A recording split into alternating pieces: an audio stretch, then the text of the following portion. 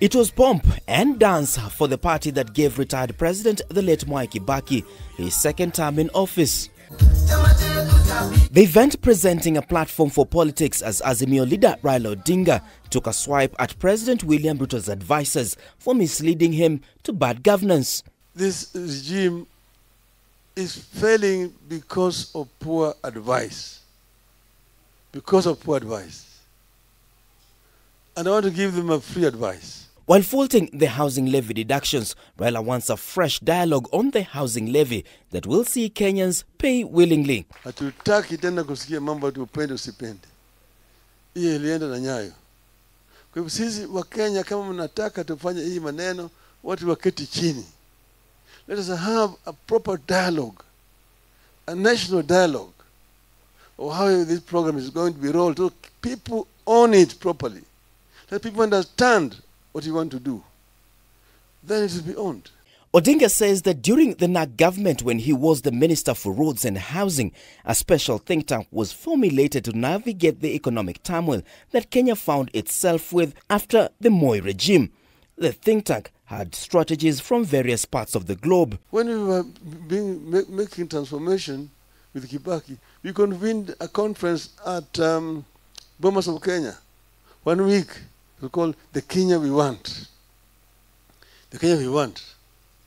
And people dialogued and agreed what needed to be done in our country.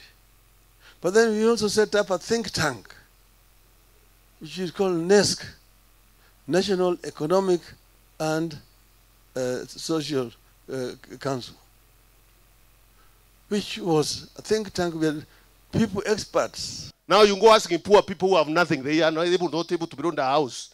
Civil servants who can even not afford a mortgage, you are telling them, pay money, we build you a house. Kwa sababu lengo ni pesa, watu hiyo ni biashara ya watu.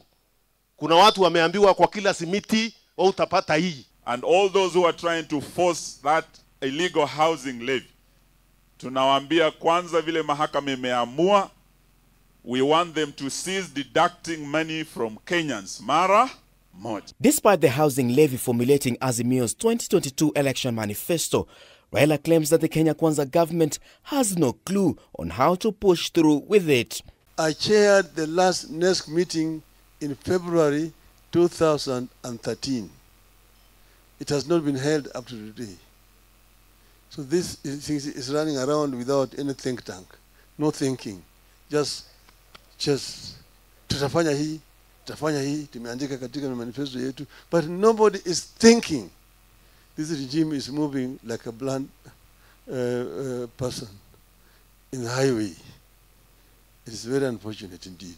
The Azimio chief further explains that what led to the success of the NAC government was the plan put in place to ensure that key promises made were fulfilled, especially on the education sector. When we entered, we found a bankrupt economy. But Kibaki told us, because we had promised this to the people, we must implement it. We must implement it. He was in this sickbed when he was talking to me. And I went and told our people, we must implement free primary education this first term. The celebration saw those in attendance reminisce on the relationship between PNU and ODM in 2007 and the consequent formation of the Grand Coalition government following the post-election violence. Inchi wakati huu tunapoongea iko mahali mbaya sana. Kwa sababu hawa jamaa wakanyakwisha. Hawa jamaa wa UDA wameshindwa na kazi. Kwa hivyo inchi nzima inayotegemea sisi wana Azimio. Saa hii yenye tunaona tu ni confusion peke yake. Kazi haiendelei, si ndio? Kazi ilikwama.